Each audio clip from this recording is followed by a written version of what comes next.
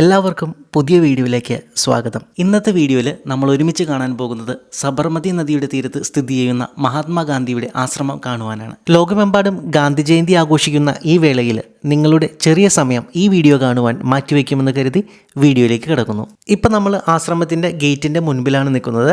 ഇവിടെ നമുക്ക് രണ്ട് ബോർഡുകൾ കാണാം. ഗാന്ധി ആശ്രമമെന്നും സബർമതി ആശ്രമമെന്നും ഇവിടെ ബോർഡുകൾ വച്ചിട്ടുണ്ട്.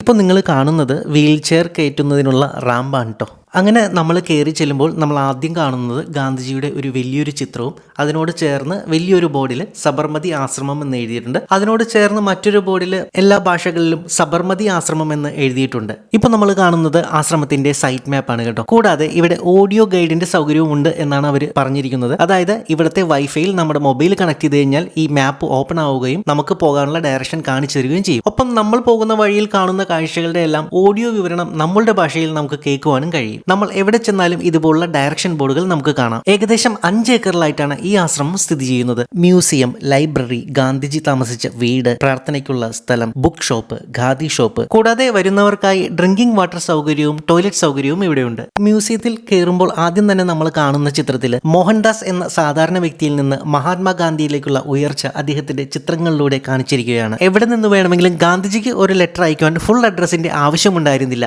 2 എന്ന് എഴുതിയ ശേഷം അദ്ദേഹത്തിന്റെ ചിത്രം പതിപ്പിച്ചാണ് അന്നത്തെ കാലങ്ങളിൽ ലെറ്ററിന്റെ അഡ്രസ്സായി കൊടുത്തിരുന്നത്. പിന്നീടുള്ള ബോർഡുകളിൽ നമുക്ക് കാണാൻ കഴിയുന്നത് എന്തിനാണ് ഈ ആശ്രമം തുടങ്ങിയതെന്നും എന്തുകൊണ്ടാണ് ഈ ആശ്രമം അഹമ്മദാബാദിൽ സ്ഥാപിച്ചതെന്നും ഇന്ത്യയിലെ ആദ്യത്തെ ഗാന്ധി ആശ്രമം കൂടിയാണ് ഇതെന്നാണ്. പിന്നീടുള്ള വലിയ ബോർഡിൽ നമ്മൾ കാണുന്നത് ഗാന്ധിജിക്കൊപ്പം ഈ ആശ്രമത്തിൽ താമസിച്ച പ്രധാനപ്പെട്ട വ്യക്തികളെ കുറിച്ചുള്ള വിവരണങ്ങളാണ്. പിന്നീട് നമുക്ക് കാണാൻ കഴിയുന്നത് ഗാന്ധിജിയുടെ ദണ്ഡി യാത്രയുടെ ഒരു ചിത്രമാണ്. എന്നാൽ നമ്മൾ കുറച്ച് അകലെ നിന്ന് നോക്കിക്കഴിഞ്ഞാൽ ഇവരെല്ലാവരും ഒരുമിച്ച് നടന്നു വരുന്ന രീതിയിലുള്ള ഒരു അനുഭവം നമുക്ക് കാണാൻ കഴിയും. ആ രീതിയിലാണ് ഈ ഫോട്ടോസ് എല്ലാം ഇവിടെ സ്ഥാപിച്ചിട്ടുള്ളത്. വളരെ വിശാലവും മനോഹരവുമായി നിർമ്മിച്ചിട്ടുള്ള ഈ ബിൽഡിംഗിൽ മ്യൂസിയവും ലൈബ്രറിയുമാണ് ഉള്ളത്.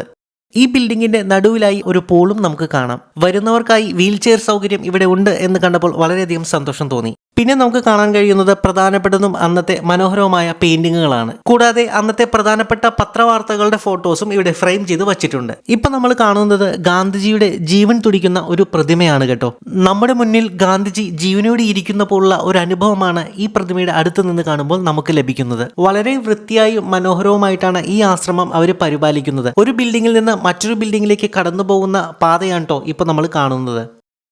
വലിയ ഒരു ചർക്കയാണ് ഇപ്പൊ നമ്മൾ കാണുന്നത്. അതേ കെട്ടിടങ്ങളുടെ മനോഹാരിത ഒട്ടും തന്നെ നഷ്ടപ്പെടാത്ത രീതിയിൽ വളരെ മനോഹരമായി ഇവിടെ പരിപാലിക്കുന്നുണ്ട്.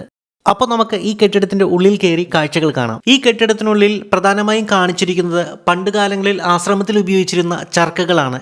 സിംബൽ ഓഫ് ഫ്രീഡം, സ്വാതന്ത്ര്യത്തിന്റെ പ്രതീകമായിട്ടാണ് ഗാന്ധിജി ചർക്കയെ കണ്ടിരുന്നത്. നമ്മൾക്കുള്ള വസ്ത്രം നമ്മൾ തന്നെ നെയ്തെടുക്കുവാനാണ് ഗാന്ധിജി അന്ന് ആഹ്വാനം ചെയ്തിരുന്നത്.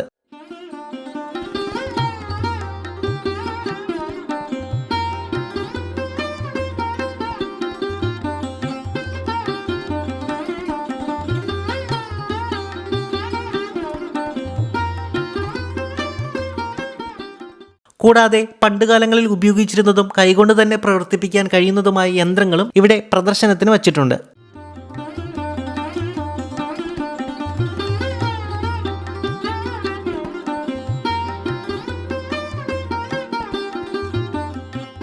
കൂടാതെ ഈ കെട്ടിടത്തിന്റെ ഒരു ഭാഗത്തായി ഗാന്ധിജിയെ പറ്റിയുള്ള ഓഡിയോ വിഷ്വൽ വിവരണവും നൽകുന്നുണ്ട്. അങ്ങനെ കാഴ്ചകളെല്ലാം കണ്ട് ഈ കെട്ടിടത്തിന്റെ പുറത്തിറങ്ങിയാൽ നമുക്ക് കാണാൻ കഴിയുന്നത് സബർമതി നദിയാണ്. ഇപ്പോൾ നമ്മൾ കാണുന്ന ഈ അഹമ്മദാബാദിന്റെ വളർച്ചയിലും സൗന്ദര്യത്തിലും സബർമതി നദി വളരെ പ്രധാനപ്പെട്ട പങ്കുവഹിക്കുന്നുണ്ട്.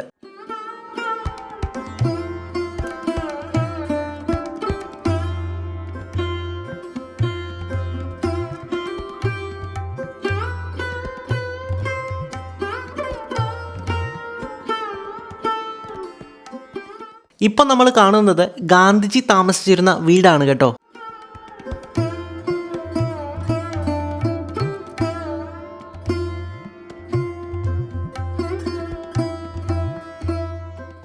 ഇവിടെ കുറച്ചു പേര് വട്ടം കൂടി നിൽക്കുന്നുണ്ട്. അതെന്താണെന്ന് നമുക്കൊന്ന് പോയി നോക്കാം. വളരെ കൗതുകമായിട്ടുള്ള ഒരു കാഴ്ചയാണ് ഇപ്പം നമ്മൾ കാണുന്നത്. ആശ്രമത്തിലെ തന്നെ മുതിർന്ന ഒരംഗം കുട്ടികൾക്ക് ചർക്ക ഉപയോഗിക്കുന്നതും നെയ്യുന്നതുമെല്ലാം കാണിച്ചു കൊടുക്കുകയാണ്. കുട്ടിയാണെങ്കിൽ വളരെ താല്പര്യത്തോടെ കേട്ടിരിക്കുന്നുമുണ്ട്. ഈ വീടിന്റെ മുൻപിൽ നിന്നുള്ള കാഴ്ചയാണ് ഇപ്പോൾ നമ്മൾ കാണുന്നത്. ഇനി നമുക്ക് വീടിന്റെ അകത്ത് കയറി കാഴ്ചകൾ കാണാം. വളരെ മനോഹരമാണ് ഈ വീട്.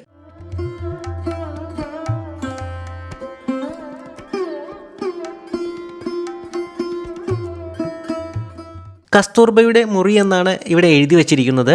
മുകളിലായി കസ്തൂർബയുടെ ചിത്രവും വച്ചിട്ടുണ്ട്. അപ്പോൾ നമുക്ക് ഈ മുറിയുടെ ഉള്ളിൽ ഒന്ന് കയറി നോക്കാം.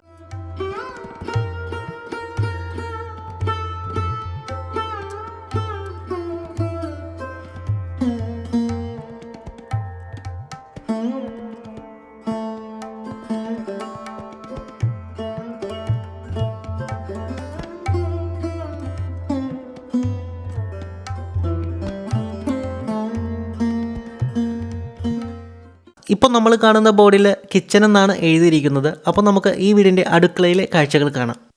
ആദ്യം കാണുന്ന അലമാരയിൽ ഒരു ഊന്നുവടിയും ചർക്കയും പാത്രങ്ങളും ഒരു പഴയ കിണ്ടിയുമാണ് ഇരിക്കുന്നത്.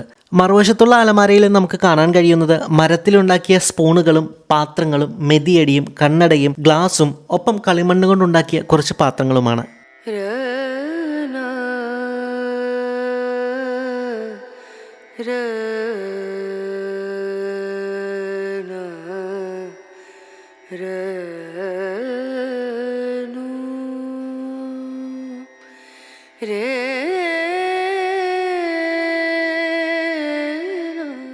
പുറത്തിറങ്ങുമ്പോൾ നമ്മൾ കാണുന്നത് വളരെ മനോഹരമായ ഒരു നടുമുറ്റമാണ്.